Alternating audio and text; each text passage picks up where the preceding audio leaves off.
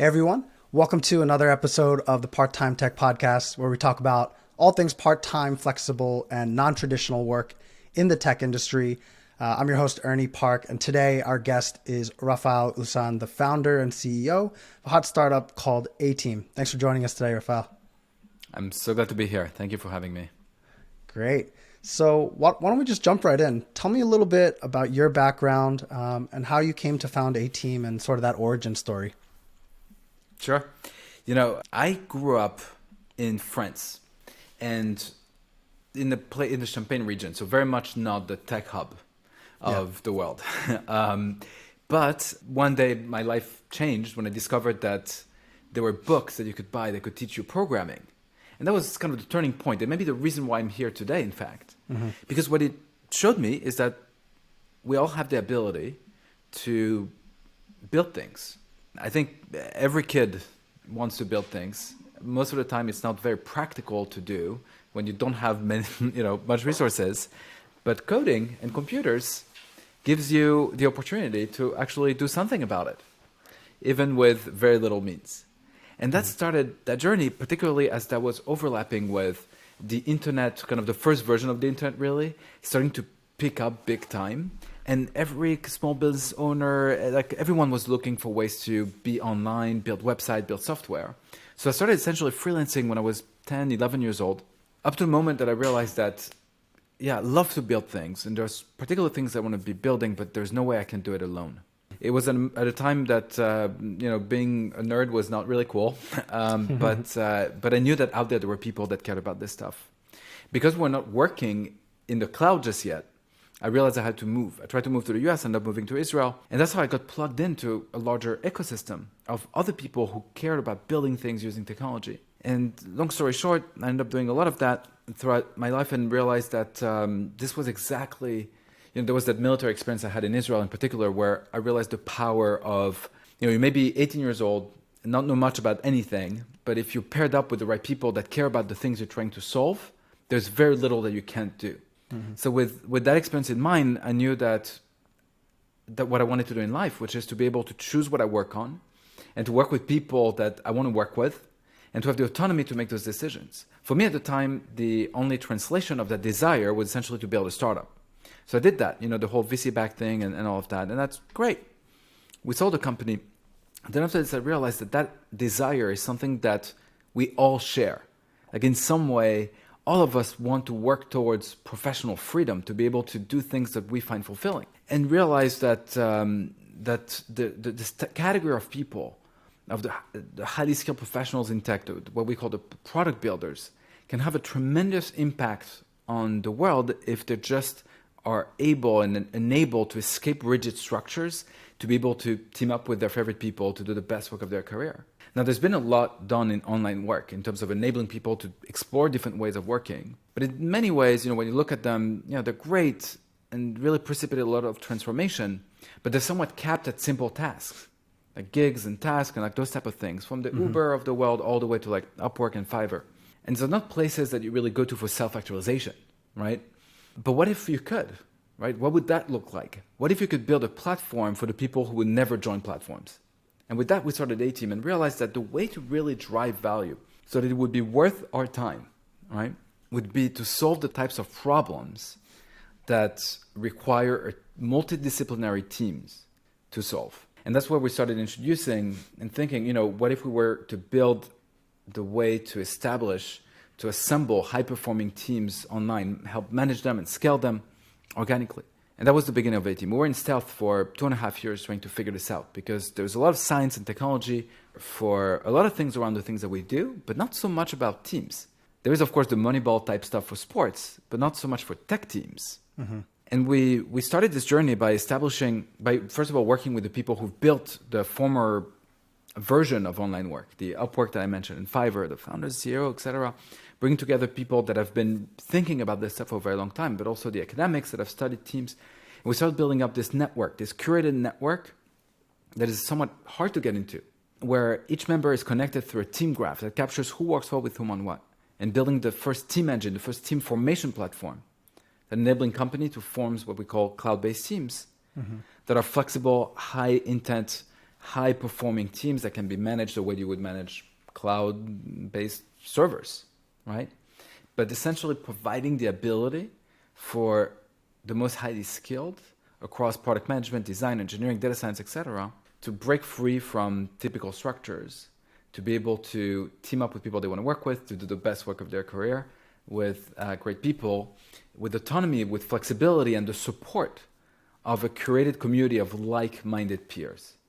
And that value proposition was immediately very attractive, turns out, to a lot of some of the most equipped, the most experienced product builders leaving tech giants and startups to apply to the network and try to get into the A.team network. And that's how the journey started. Yeah, that's great. I think kind of the team ethos really does resonate with me. You know, I've kind of been on both extremes where I've worked at big tech companies like HubSpot and Brex, and then I'm kind of doing things solo, which is great, and you know, have all their trade-offs. But I have personally like dreamt, I've like messaged past coworkers who I like really do well with. I'm like, wouldn't it be cool if we just kind of like all work together again, right? In sort of like a different setting. And I'm sure you've seen a lot of that too. So yeah, I mean, also it's lonely, right?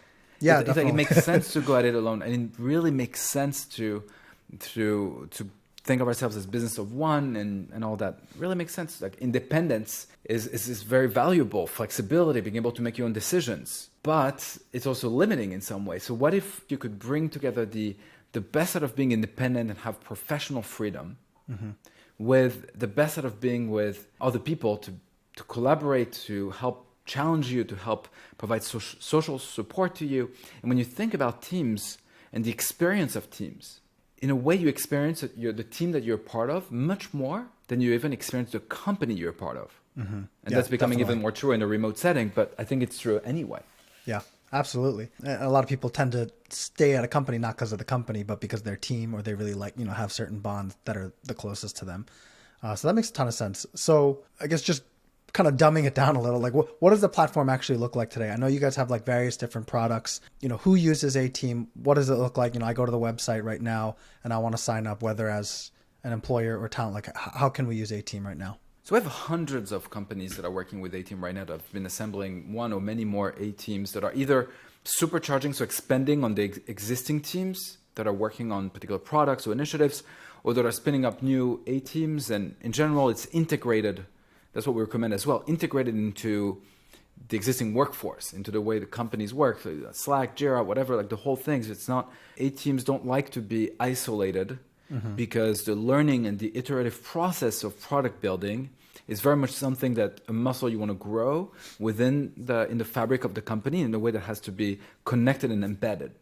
So you've got companies from the stage of incubation that includes a bunch of companies. You know, maybe one that's pretty fun to look at these days is a company called Post that Noam Bardin founded, the former CEO of Waze. He was one of our early customers. He iterated through a bunch of versions until he got to that Twitter competitor at the time that everybody kind of wanted it, which is great.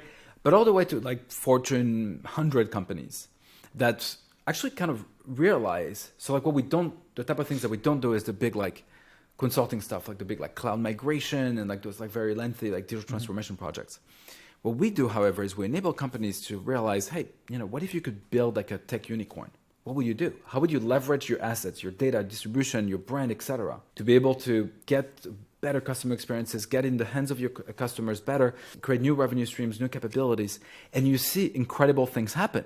And in fact, these are some of the missions that are the most exciting for A-teamers, because you frankly would not necessarily want to work with some of those like massive kind of mega corps, but you would really find it interesting to lend your skills and your attention for a year or two, if not longer, to iterate through products that have the type of impact that would be very rare to have at a startup. And in between those two extremes, you have a lot of growth stage companies that, you know, what happens with growth stage companies and scale-ups is that you are good at doing one thing, you get funding for that to scale that, but you also need to, you know, first mover advantage is a moat for just like 5 minutes these days because everything moves very fast. So very quickly you have to become multi-product companies and you have to figure out how to expand and how to justify high valuations, for example, if you a company that raised in the past couple of years.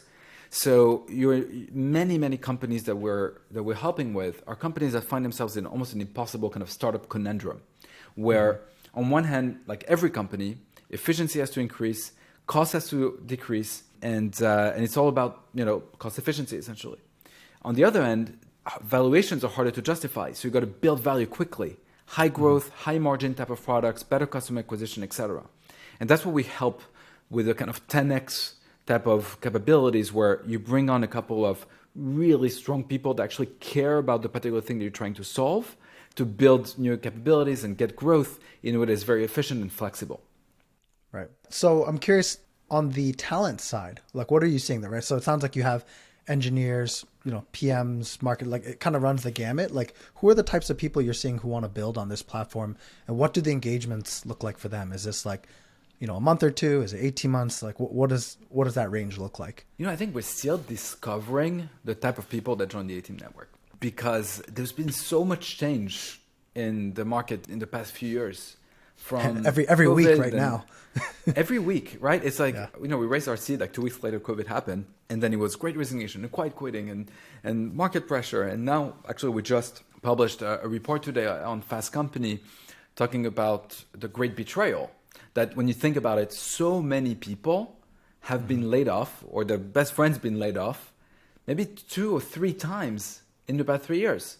That started with COVID when it first hit. You remember that time, April, May 2020, where we thought the world was ending for a second? So companies were like, oh, you know what? We have to let you go, or furloughed, or whatever. And then a month or two later, they were like, oh, sorry, actually the world is not ending. Can you please come back? People were like, wait a second. Like, you're supposed to care for me. Like, I'm giving you, like, there's this contract with companies, right? That I'll let you tell me what to do, what to work on, who to be with, right? Where to be. I give you all those rights, and you give me stability in exchange, right? And a paycheck that I know I'll get, right? This is gone. Mm-hmm. Like, this illusion of stability has been completely shattered. Yeah. So you're seeing all these new types of people that would never define themselves as freelancers or not even as contractors. They're like, look, I can't rely on just one employer. It's just not safe. Right. Like, if I want to have stability, I need to diversify. And then you have more people that are thinking about the career portfolio kind of approach. And they realize that, throughout COVID, a lot of people realize that life is short. And therefore, what you're doing really, really matters. That's what we're starting seeing a lot of the big tech people that have been like incredible minds that have been working on optimizing ad networks for years. Like, is that really what I want to be doing? Because I'm not sure, right? And sure, it's comfortable. It's great. But now I also see that I can get laid off any day. So maybe it's not that great. Maybe I better do something meaningful. So that's what we see, all kinds of people from independent contributors all the way to former C-level executives of Fortune 50 companies. Like, it's really a wide range. And you have the people that were the diehard freelancers, but I would say there's a minority that have been freelancing for a long time. I think the majority are people that are finally kind of breaking free to earn well, to work on things that are really interesting, to meet other people that they want to work with. And the engagements, to your question, they wouldn't be that short of like, something that's too short that looks too much like a gig or like a task, we would not let in. So the whole platform, as we mentioned, is curated not just on the talent side, but also on the company side, based on the missions that they bring onto the platform. And we see that as our role to create that kind of universe for, like, small universe for the world's best builders, where they team up and do really meaningful things. So the engagement turns out like they go through iterations. So they typically 6 to 9 months would be the minimum. Some have been going on for 2 years. They're rather long term. Now the team can evolve based on different needs and expertise and so forth. I think people forget that teams are obviously dynamic organisms that adapt based on the needs. And they can start very small with like, hey, let's prototype a bunch of stuff, or let's unblock a particular thing, to then being very big and split into different teams and so forth. Yeah. That's great. So do you see that the people working are always working full-time throughout the contract? Is it kind of a mix? You said it's dynamic, right? So does that mean you're adding or removing people, and you're also like, hey, maybe we only need a developer half-time for this, and then, okay, now we need a marketer or something like that? Does it kind of shift in that way as well? Yeah, very much so. I think a lot of companies are also finding new ways to use A.Team that even we didn't think about. Like, you've got companies that have red teams. So they have a team that's essentially competing with themselves in a new way, which is like fascinating to see. I never thought of that. You have teams that are piloting different potential future features and then implementing them with the core team. That's in the consumer world. You have that a lot. You have like data team that sometimes there's a big lift and then it's small. It's more like maintenance of the data sets and the structures and the ETLs and stuff like that. You've got all kinds of different formats. Sometimes we would even recommend to have 2 part-time people versus 1 full-time, even if you could have 1 full-time, right. Simply because it helps you with optionality. Right. It also helps you with in terms of when you get to peaks where you want to, have more capacity as a burst. And also because of the way A.team is designed. So A.team is not designed with this is the team and that's it. It actually is designed to answer to the requirements in a very specific way, a very tailored way. So that means that you can start, as I said, small, and we would encourage you to do that. Like start with a couple of engineers that really care about what you're solving. Maybe you have a performance problem with this product that's shipping. But then from there, you can very easily scale the team. Why? Because they're all connected to that team graph. So you can expand the team in a way that every new person hits the ground running because they are likely to be working well with the people that are currently there or that they actually worked with them before. So they have that common language and ability to do more with less, essentially, and faster. Yeah, that makes a lot of sense. So if I could kind of sort of summarize, I feel like kind of the freelance consulting world, there's been a lot of these gig marketplaces and that's fine that fits a certain niche, right? Like I've gotten like podcast editing through Upwork and it's really cheap, but like that's like hey, I need someone for like 2 hours kind of thing. It seems like you're kind of taking that another layer of abstraction higher, right? You're going for the teams adding value in that way. And I think that's something I've actually seen, I've been talking to a lot of people as I've been working on this newsletter and podcasts is, yes, there is definitely a need for like, hey, I just need someone to work on this one thing and I know someone in my network and I'm going to hire them. But it seems like as kind of more people want to turn to freelancing consulting, this sort of value added kind of other kind of ecosystem around it that you can provide to companies is becoming more appealing. It sounds like that's kind of what you guys are coming to as well. Yeah, very much so. And, think about it this way, like we're essentially building the place that we want to be a part of. Like if we were not, we have the build team, which are the A.teams building A.team. If we were not on the build team building A.team, we would be on A.team doing missions, or we'd be using A.teams to build our next company. It's like, that's the way we think about it. And I don't want to do gigs. Like, I don't know about you. Like, I don't want to do gigs. Like, I like building big things that are impactful. Like, I get excited about this. I get excited about the fact that we have an A.team that's like reinventing education at a massive scale with an incumbent. And that we have a team that have helped post-build Twitter competitor because there should be more options, to having an A-team that has a bunch of A-teams actually that have been working on the software that helps the manufacturing of the COVID-19 vaccine. Like I think it's amazing. So that we're trying to build the type of opportunities that we want to be a part of. In a way, we try to build the type of decentralized company that we want to be a part of. That gives you your freedom and your ability to choose what you work on, who you work with, to opt in, opt out for times, and that's totally fine. Maybe you want to go full-time with other companies and we also support that. Totally great. But you're part of that network for the world's best product builders. Like that's what we want to be. And that's what we enable. So it's interesting. We're seeing more and more people wanting to do that. And in a way, it's really beneficial for companies as well because companies cannot, like what companies realize with every new disruption and market pressure is that your assets are also your liability. So like having the biggest headcount possible, it's like something that no one wants now, right? In the past, it was very different, right? It was your pride, right? What is the first question you ask people? It's like, oh, how many employees do you have? That's almost like, right? That's the way to size you up and level you up. And in a way, like the more people you have on your headcount as full-time employees, like the slower it will be for you to adapt, the more expensive it will be if you have to make changes. Every layoffs, when you've miscalculated, misprojected, or the world surprised you yet again, it's a cultural damage, it's an emotional damage, and you're actually like sometimes ruining people's lives where you took actual responsibility versus the more dynamic and hybrid and pixelated workforce where, okay, you have core teams and you have leaders that are incentivized for the very long term and all of that. Great. You can have a hybrid with A-teamers and part-time people that are coming in. They may be full-time for a time even, right? With the full-time employees in a way that, that's essentially how we build our company. And, when the first time we got together for the first time, we did this like summit in Portugal. It was in May of last year, right before coming out of stealth. We couldn't tell like who was part-time and who was full-time. Because at the end of the day, it doesn't matter if you're W2, W9, like in the US, like who cares? Like how much are you contributing to the mission of your team? That's the question. And that's the thing that truly matters. Yeah. And when you're not in an office, you can't tell how long their butts have been in the seats, right? Yeah. I mean, if anything, it's a little bit more even cutthroat in some way because like here you really have to deliver value. Yeah. This is the type of people that are a little bit more entrepreneurial, that can rely on themselves a little bit because it's still, new. And yeah, definitely. And in a way, like people are eager to provide a lot of value and transparency around that value very, very quickly and early into the relationships. Yeah. I think you touched on a few things that I've actually been saying as well, sort of in different form, but just this idea of like a more hybrid workforce.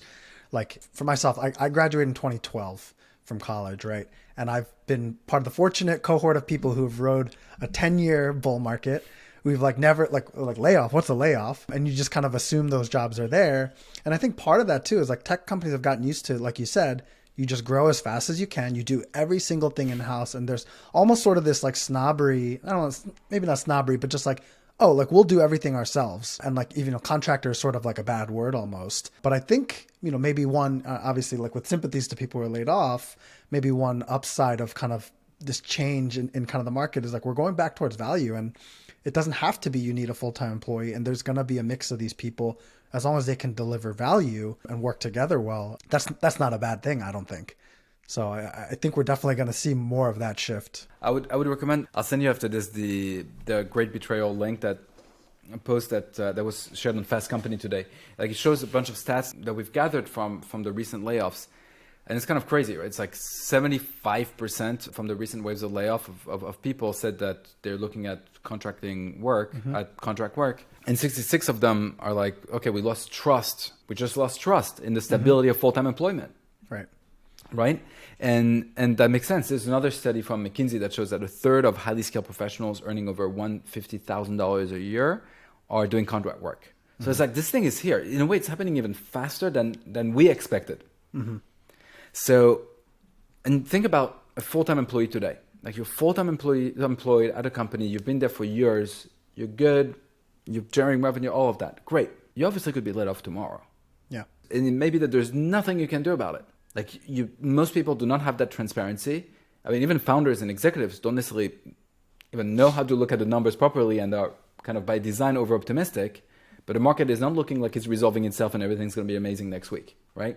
Like this is going to be a hard year for a lot of companies. And we haven't even seen the companies run out of money just yet because they've raised, a year or two ago, and now they're going to start running out of money. So if you're full-time employed right now, like you could be let off tomorrow. And I think people realize that. So they're like, wait a second.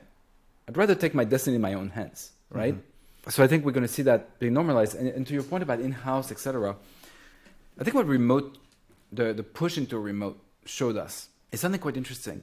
That it's less about how many days in the office and all of that. Like, sure, we have to resolve a lot of these questions. But it's mostly a question of what are the four walls of your company? Like what defines the inside the company and outside the company?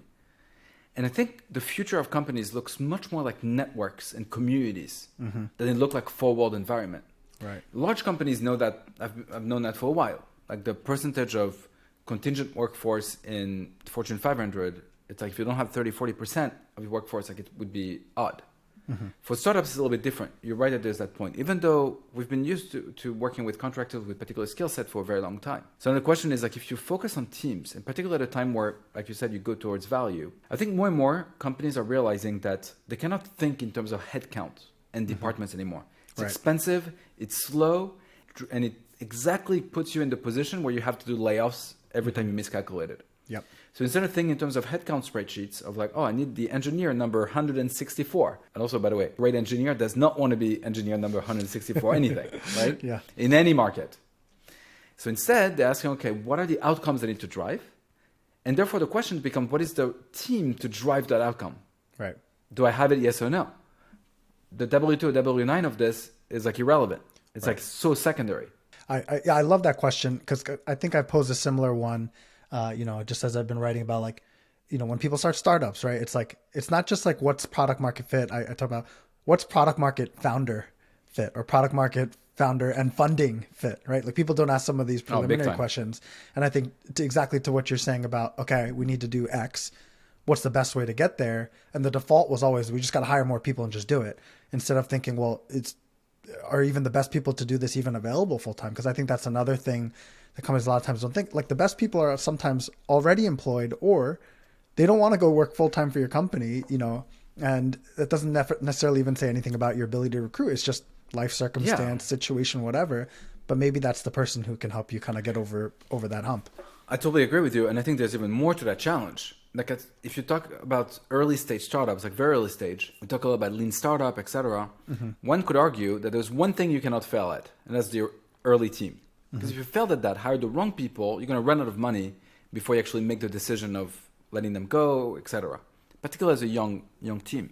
So when I think about it, the way I started A.Team, I was not ready to hire anyone full time, not ready at all, even if I could. And we had raised seed money and so forth. Like, hey, let's check this out. Let's fine tune the team. Even figuring out what team you need is part of the experimentation. Because when you bring someone full time, it's a different type of responsibility and a different type of message. Even though contractually, it's just like contractors, essentially. Like, you have to pay more to let go of people, and there's like all kinds of different considerations. But most relationships of employment are at will relationships. Right. So it's like there's also this kind of thinking that when you hire someone full time, it's forever. It's contractually absolutely not forever. Like you can literally get up and leave. But so that's problem number one. Problem number two is we often say at early stage startups, like, I bring the best people. You're absolutely not bringing the best people. You bring the generalists that you can afford. Because the best people are incredibly expensive, and you're not going to bring like a $500K a year person to join your 5 people company. There's just no way. Also, that person will not join. So we had similar problems early on. We were like, okay, we're building the team graph and the team engine. There's a lot of work there.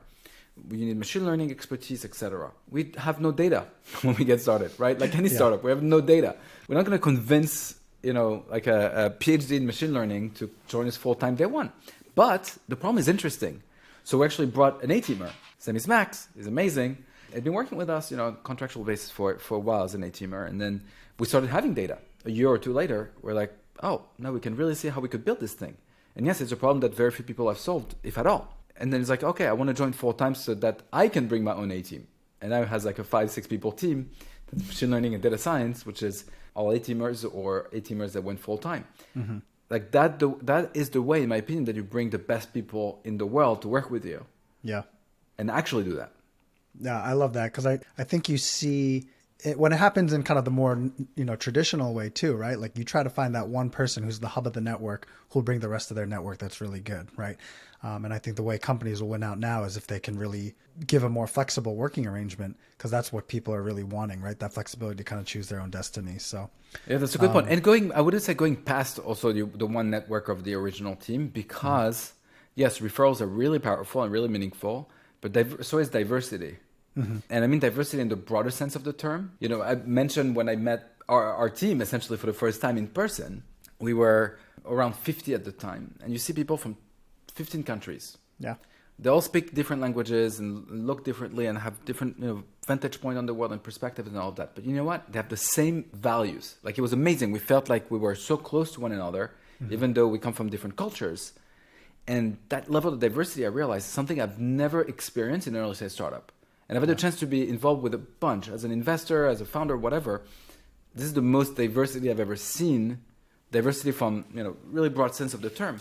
And I realized it's actually fascinating because you do a brainstorm like this and you hear perspectives and ways of doing things that I would never have thought of. Yeah, that's great. So Raphael, I know I just want to respect your time here. So any kind of parting advice you'd give to, let's say, a company considering using A.team or kind of non-traditional forms of hire, whether A.team or not, and also for people, who might want to give something like A.team a try. Any advice for them and kind of parting thoughts? Sure.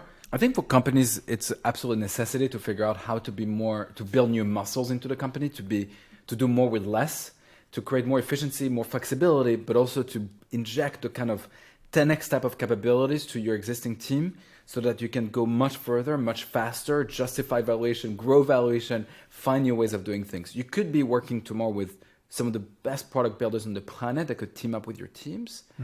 And the ones that choose to assemble with you because they care about what you're trying to solve. And to have that with the level of flexibility and efficiency that you otherwise would not have, please prevent the next layoff from happening because, as you know, it's damaging. So that's what I would say to companies. On the A-teamer side, I would say, come, apply to the network, mention this podcast.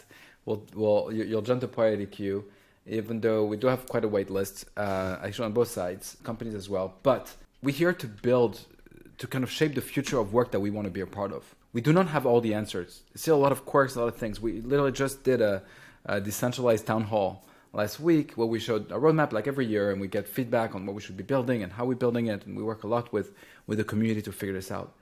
And, we have a very clear promise.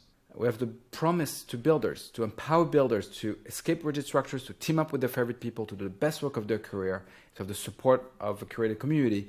And we're going to continue on that promise and work with everyone on our network to make that happen.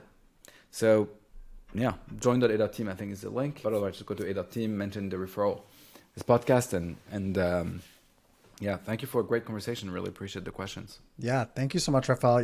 I'm a big fan, obviously, of anything that's kind of pushing forward non-traditional forms of work, thinking a little bit outside the box, right? We're not in the industrial revolution anymore. There should be newer ways to work. So I'm a big fan. Thanks again, and best of luck with everything on A.team. Thank you so much.